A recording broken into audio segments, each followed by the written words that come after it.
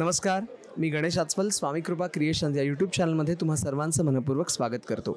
निमित्त आहे घरत गणपती या आगळ्या वेगळ्या चित्रपटाचं आणि या चित्रपटातले प्रमुख अभिनेते अजिंक्य देव हे आज आपल्यासोबत आहेत। नमस्कार अजिंक्य। नमस्कार। खूप वर्षानंतर भेटण्याचा योग येतो एका वेगळ्या प्लॅटफॉर्मवरती, वेगळ्या माध्यमातून। आणि आता आम्ही बघितलं की टीझर लॉन्च एवढं दिमाखात झालेलं आहे आणि त्या कुटुंबातल्या एका प्रमुख व्यक्तिरेखेत तू आहेस, तर तुझ्या व्यक्तिरेखेबद्दल आमच्या चॅनलला सांग।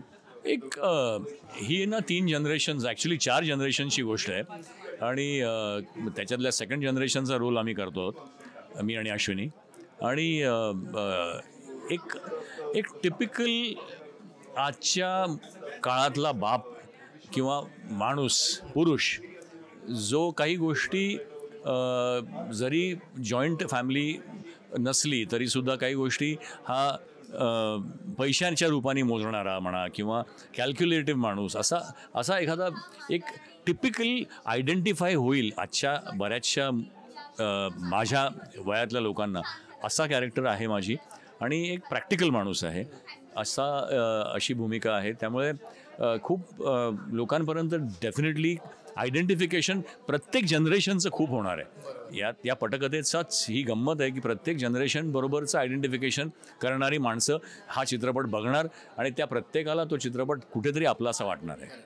आणि या चित्रपटाचं आणखीन एक वैशिष्ट्य असं म्हणजे अश्विनी भावे आणि अजिंक्य देव ही जोडी अनेक वर्षांनंतर, अनेक दशकानंतर पुन्हा एकदा बघायला मिळाली। 25 वर्षांनंतर ऑलमोस्ट। तर मुळात अश्विनीचं आणि तुझं जे ट्युनिंग आहे तर त्याबद्दल सुद्धा ते तसंच आहे अजून, याचा आनंद आहे। त्या ट्युनिंगमध्ये कुठेही गडबड झालेली नाही आहे। आणि आम्ही भेटल्यानंतर सरकारनामा हा आमचा शेवटचा चित्रपट होता, पण आमच्या आठवणी गेल्या या शाबास सुनबाईपर्यंत, कारण तो तिचा पहिला चित्रपट आणि माझा दुसराच होता, मला वाटतं का तिसरा होता, आणि ती लॉन्च झाली माझ्याबरोबर। सो त्या आठवणी इतक्या सुंदर आठवणी आहेत आजही। अख्खं शाबास सुनबाईचं तिला बघितल्यानंतर माझ्या डोळ्यासमोर चित्र उभं राहिलं। आम्ही शूटिंग्स तिकडे कशी केली होती कोल्हापुरातली, तो वेळ कसा घालवला होता, खूप गमती होत्या। So I think it was a fantastic experience आणि I would love to work with her again and again. आणि ते आठवतंच आम्हाला, माय भवानी तुझे रे करू, ते गाणं आठवतं। मुहूर्त पिक्चरचा त्याच्यावर झाला होता। आणि आता गणपतीशी तुझं असलेलं नातं, हा एक प्रश्न। माझं नातं गणपती बाप्पाशी एवढं, आमच्याकडे गणपती घरी येत नाहीत, परंतु सगळ्या मित्रांच्या घरी जाणं असतं आणि ते एक नियमाने पाळलेल्या गोष्टी होत्या, त्याही हल्ली थोड्याशा कमी झाल्यात।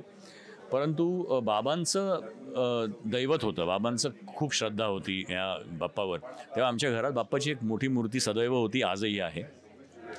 आणि बाप्पा हा मला वाटतं आपल्या सगळ्यांचाच आवडता देव आहे। तो एक असा देव आहे की त्याच्याबद्दल मला नेहमी एक गोष्ट प्रकर्षाने जाणवत होती की ह्याचं विसर्जन का केलं जातं। बाप्पांना घरातच ठेवलं पाहिजे, नेहमी आपल्या जवळ ठेवलं पाहिजे, त्यांची ते विघ्नहर्ता आहेत, आपण त्यांना विसर्जित का करतो हे मला त्याची कल्पना त्याच्या मागची अजून कळलेली नाही आहे, परंतु काहीतरी डेफिनेटली कारण असेलच। पण इतकं प्रेमळ असं बघितल्याबरोबरच प्रेमात पडणारं जे एक रूप असतं तसं बाप्पाचं रूप आहे आणि ते सगळी विघ्न दूर करतात ह्याच्यावर माझी 101% खात्री आहे। आणि घरत गणपती हा चित्रपट 26 जुलैला नक्की बघा, 26 जुलैपासून। आणि आपण शुभेच्छा देऊया अजिंक्य, खूप खूप धन्यवाद। थँक्यू। आणि आमच्या चॅनलला सबस्क्राईब करा।